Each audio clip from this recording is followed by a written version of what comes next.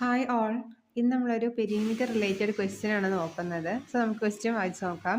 The respective ratio of the length and breadth of A rectangular plot is 5:2. If the length of the plot is 30 meter more than its breadth, find the perimeter of the rectangular plot. അതായത് ഒരു rectangular പ്ലോട്ടിൻ്റെ ratio ലെങ്ത്തും ബ്രെഡ്ത്തും തമ്മിലുള്ള ratio ആണ് 5:2. അതിൻ്റെ length എന്ന് പറയുന്നത് ബ്രെഡ്ത്തിനേക്കാളും 30 metre കൂടുതലാണെങ്കിൽ അതിൻ്റെ പെരിമീറ്റർ നമ്മോട് കണ്ടെത്താനാണ് പറഞ്ഞിട്ടുള്ളത്.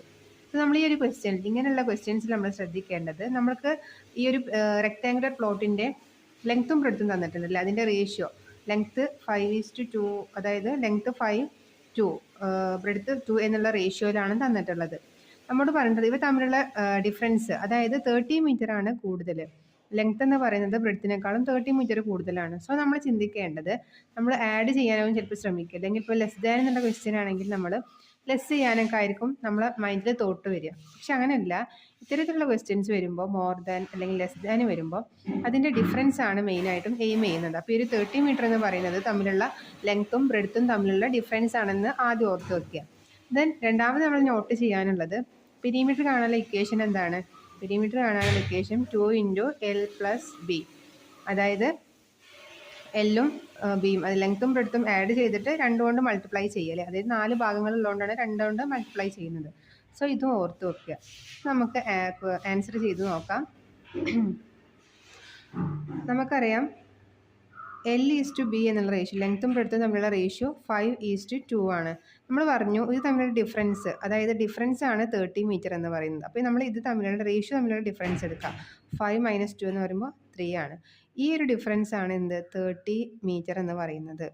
ഇതിൻ്റെ കോമൺ ഫാക്ടർ എത്രയാണെന്ന് നോക്കുക. അതായത് കോമൺ ഫാക്ടർ കാണാൻ 30/3 ചെയ്താൽ മതി. അപ്പോൾ 10 എന്ന് കിട്ടും. അപ്പോൾ 3 × 10 ആണ് 30 മീറ്റർ എന്ന് നമുക്ക് കിട്ടും. ഇതേ കോമൺ ഫാക്ടർ വെച്ച് മൾട്ടിപ്ലൈ ചെയ്താൽ ഈ ഒരു ലെങ്ത്തും ബ്രെഡ്ത്തിനും നമ്മൾ മൾട്ടിപ്ലൈ ചെയ്താൽ എത്രയാണ് ലെങ്ത്തും ബ്രെഡ്ത്തും കിട്ടും. അപ്പോൾ × 10 ചെയ്താൽ 20 കിട്ടും.